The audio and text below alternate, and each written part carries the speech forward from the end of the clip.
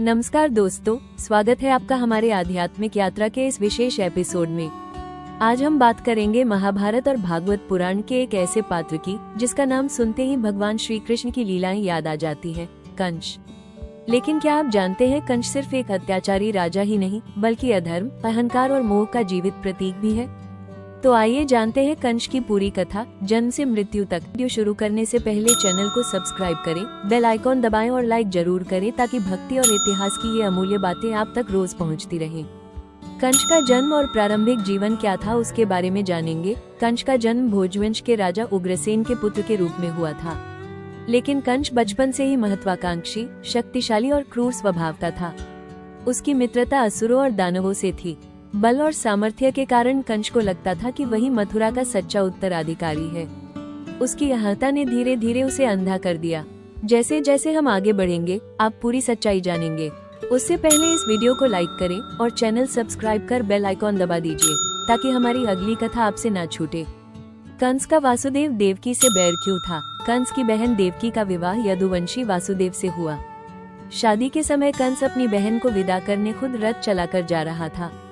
उसी समय आकाशवाणी हुई, कंस, जिस बहन को तू इतना प्रेम करता है उसी की 8वीं संतान तेरी मृत्यु का कारण बनेगी। ये सुनकर कंस का चेहरा भय और क्रोध से लाल हो गया।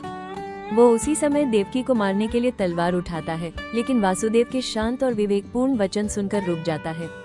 वासुदेव ने वचन दिया, तेरी मृत्यु का कारण जो भी संतान होगी उसे तेरे हवाले कर दूंगा। अगर आपको कंस की ये कहानी रोचक लग रही है तो एक प्यारा सा लाइक जरूर करिए, कमेंट में जय श्री कृष्ण लिखिए और चैनल सब्सक्राइब करिए। बेल आइकॉन दबाना मत भूलिए। कंस का अत्याचार और निर्दयता क्यों करता था, चलिए जानते हैं। कंस का भय धीरे धीरे उसे पागल बना रहा था। जैसे ही वासुदेव देवकी के बच्चे जन्म लेते, कंस उन्हें निर्दयता से मार देता। पहली, दूसरी, तीसरी, 7वीं संतान तक उसने यही किया। हर बार वो और क्रूर होता चला गया। उसके अत्याचारों से मथुरा कांप उठी थी। लेकिन 7वीं संतान बलराम का स्थानांतरण योगमाया के प्रभाव से रोहिणी के गर्भ में हो गया।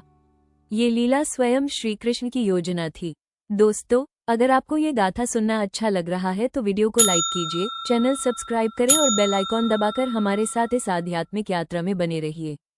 कंस की मृत्यु का समय नजदीक आने पर वो कैसे रात भर नहीं सो नहीं पाता था, चलिए विस्तार से जाने। 8वीं संतान के समय देवकी ने श्री कृष्ण को जन्म दिया, लेकिन वासुदेव ने बालकृष्ण को गोकुल में नंद बाबा के घर पहुंचा दिया और बदले में योगमाया को ले आए। जब कंस ने उस कन्या को मारने की कोशिश की तो वो उसके हाथ से छूटकर आकाश में उड़ गई और बोली, तेरा संहारक कहीं और जन्म ले चुका है। इसके बाद कंस का भय और भी बढ़ गया। उसने गोकुल में पूतना, शकटासुर, तृणावर्त, बकासुर, अघासुर जैसे असुर भेजे, लेकिन श्रीकृष्ण ने सबका अंत कर दिया। कहानी में आप डूब रहे हो ना? तो जल्दी से लाइक का बटन दबाइए, कमेंट में राधे राधे लिखिए और चैनल सब्सक्राइब करिए। बेल आइकॉन जरूर दबाइए ताकि श्री कृष्ण की हर लीला आप तक पहुंचे। जाने कंस का संहार कैसे हुआ। कंस ने अपने अंतिम दांव के रूप में कृष्ण और बलराम को मथुरा बुलाने की योजना बनाई। अक्रूर जी को संदेशवाहक बनाकर भेजा। कंस का षड्यंत्र था कि वो उन्हें अपने राजमहल में बुलाकर कुबलयापीड़ हाथियों और मल्ल योद्धाओं से मरवा दे। लेकिन कृष्ण बलराम ने उसके सारे दांव पलट दिए। कृष्ण ने मल्ल युद्ध में चाणूर और मुष्टिक को पराजित कर दिया और बलराम ने कुबलयापीड़ को मारा। अंततः श्रीकृष्ण ने कंस को उसकी छाती पकड़कर धराशायी किया और उसे मृत्यु को प्राप्त कराया। क्या आपको ये कथा सुनकर आनंद आ रहा है? तो जल्दी से लाइक करें, कमेंट में जय श्री कृष्ण लिखें और चैनल भक्ति रस वाणी को सब्सक्राइब कर बेल आइकॉन दबाइए ताकि धर्म और अधर्म की ऐसी कहानियां आप रोज सुन सकें। कंस की मृत्यु का आध्यात्मिक संदेश क्या था? कंस का अंत केवल एक अत्याचारी राजा की मृत्यु नहीं थी, यह अहंकार, मोह, लोभ और अधर्म के विनाश का प्रतीक था। प्रेमानंद जी महाराज भी कहते हैं, कंस हमारे भीतर का वो विकार है जो परमात्मा से हमें दूर करता है।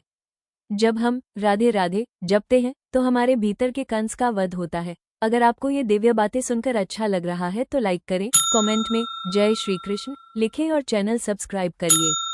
बेल आइकॉन दबाना मत भूलिए। तो मित्रों, ये थी कंस की संपूर्ण कथा। कथा चाहे पौराणिक हो, लेकिन उसका संदेश आज भी हमारे जीवन के लिए उतना ही प्रासंगिक है।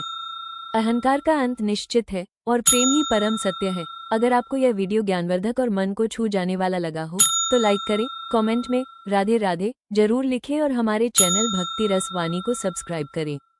बेल आइकॉन दबाकर जुड़िए हमारे साथ हर रोज श्री कृष्ण लीला, भक्ति और जीवन की सच्ची बातें सुनने के लिए। राधे राधे।